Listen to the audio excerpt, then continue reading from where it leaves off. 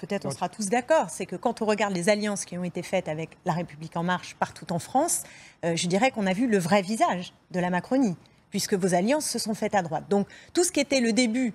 du mandat, où on nous disait qu'on était et de droite et de gauche, etc., et que bien sûr on allait attraper du social et séduire un électorat de gauche, c'est, je dirais, révélé dans toute sa splendeur dans cette élection. Et peut-être que si Édouard Philippe s'en est personnellement mieux sorti que tout le reste de la majorité, c'est peut-être que les gens préfèrent finalement l'original à la copie, puisque c'est un homme de droite qui assume être de droite et d'ailleurs qui mène une politique très à droite. Voilà, non, je pense vraiment que la banalisation de l'extrême droite n'est pas une question de sigle, c'est une question d'idées.